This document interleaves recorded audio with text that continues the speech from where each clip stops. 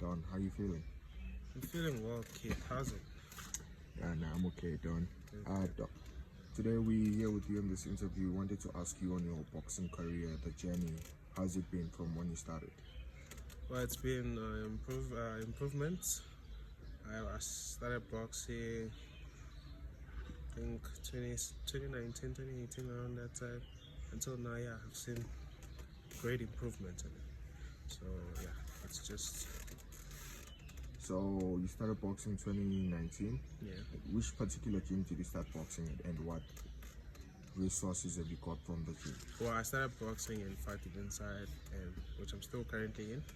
And I've learned a lot, with one of the best people to have around as models to keep you guys going. We had good coaches, and some are there, some aren't really there, but yeah, we're still in the same gym for now. So Don, what inspires you to continue training and continue competing and stepping into the ring? Well, I just want to showcase that there's talent that I've learned in Fight Inside. There's so much that I've learned that I have not yet shown, and I know it's in me. It just needs me to step in the ring so that I can shout my skills and show what Fighting Inside has actually taught me in my career so far. So, you have quite a tremendous record in the amateurs. 3 fights, 2 of them coming by second round stoppage. Most people are calling you the second round stoppage guy. How do you feel about that? Well, not really happy. I'm looking forward to fighting better guys. Not that the people that I fought are not good, but I want to fight like very good guys and test my skills. Yeah, but yeah, it's what people are saying, but I'm not really happy about it. I'll be happy when I clear out the division. Even though you have 3 fights, only 3 fights, you're considered talented. And where do you think, or where do you see yourself in the next 2 to 3 upcoming years? Well, where I see myself in 2 to 3 years is quite simple. Maybe we'll be hitting in the pros and all that, but I'm not trying to rush it. I'm taking it slowly. So in 2 to 3 years, we're looking into turning pro and taking our skills out there to the world, in Africa, everywhere, in SA, just like that, or wherever God will take it with me. So what makes your camp usually special when you're in camp preparing for those amateur tournaments? What makes those camp special, and what preparation do you do mentally and physically for you to stay in shape? Well, my camps are simple for amateurs. It's just focusing on my conditioning, my sprints, my boxing, and what keeps me going is just that I stay consistent with it, because it's not easy to stay consistent, but we have the role models, the people that we look up to also, that keep us going and inspired. So that's how we wake up every day, train with the same people. I have friends that keep me also going. I have friends that help me out also in times where I feel like I'm stuck, and I have also good coaches that I look at and train with for my preparations of the fights. So yeah, that's what keeps me going. And my camps, it's just the intensity, the work ethic keeps increasing every time, and I stay fit so that I could perform. Speaking of the people that motivate you, do you mind mentioning any of them in the camera for us? Well, yeah, there are some people that I can actually mention. I have Jonas Senga. Jonas Senga is always a brother who's been there for me. Look up to, because he's been so emotionally supportive and physically supportive as a brother. And I used to look up to Giselle, which I still do. He's just not around, but yes, I actually do look up to Giselle. And we have many more, like Christian Leporte, Joel Leporte. Yeah, that really inspired me also a lot. Out of your 3 fights so far, which one has taught you the most, and why do you think it has taught you the most? Well, it's my first fight. My first fight taught me too much. I fought, it was a short notice, and I came out victorious, but I gassed out so bad in round 3 that I was on survival, and it just taught me how to stay fit and ready, because yeah, I got it on short notice. So how would you describe your boxing style in 3 ways? 3 words. Three words. The Mexican style. I have more of the Mexican style. Yeah, so I love staying in the pocket, but it's something I'm also working on with a lot. But yeah, it's the give and take. But you know, boxing is about taking less punishment, and I've been working on that, and I've seen improvement lately. You know, what was the toughest journey, toughest part in your journey? It was my mental state, you know, throughout the beginning of the career, you know, facing or sparring better guys wasn't easy, because you get someone who isn't teaching you something, it's just beating you up, you know. Just that to give you a beating. Yeah, it's just there to give you a beating, which really was emotional for me, because I was like, I want to learn how to box. I'm not here to learn how to be beaten up. So, you know, but then that also taught me a lot of things and changed a lot of my style and just contributed into my growth also. You know, quite an interesting scenario. Are you planning on turning pro maybe soon?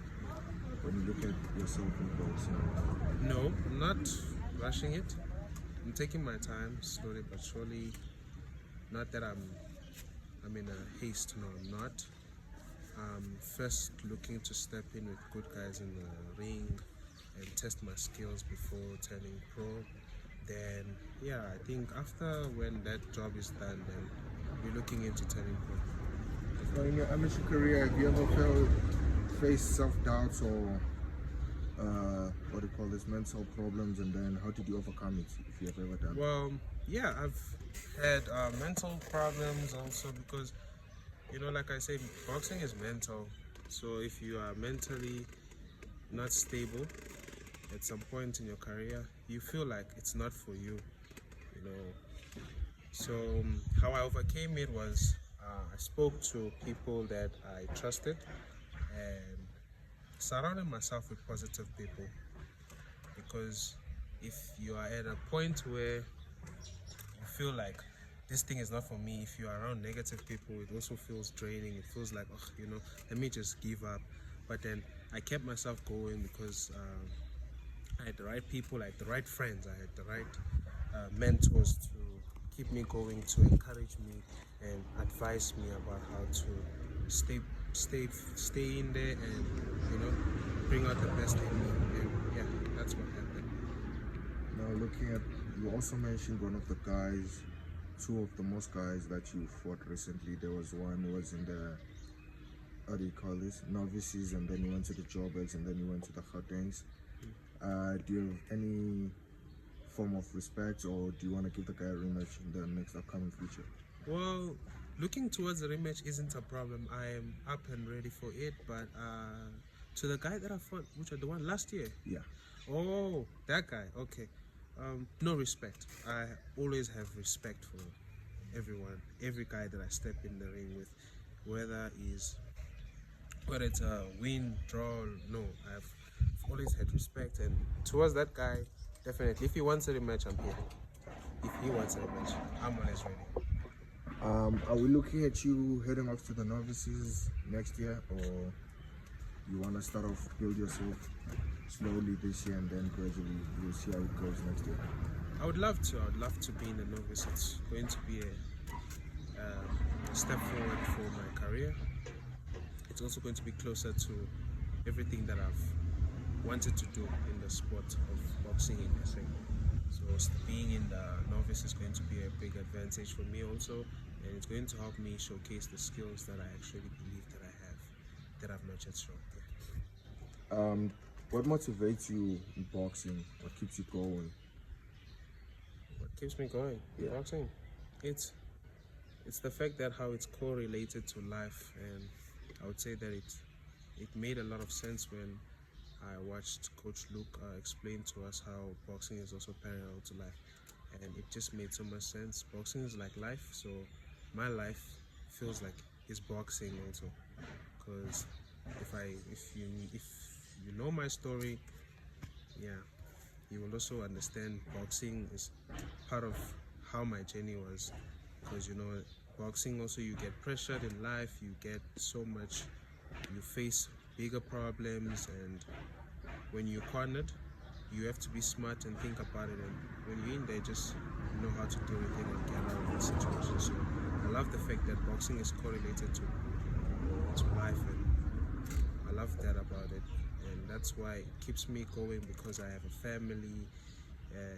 Look at my mom, I look at everything that's going on around me. I have friends, I have siblings, I have a lot of things that are happening, but I chose to fight and get out of those situations also. That's what keeps me going about boxing. Don't last but not least, where do you see your boxing going? Like maybe in the next 3 months right now, are you willing to step back into the ring, or are you just gonna relax, take care of the exam plans since you're in college? Stepping into the ring is something I'm always ready for.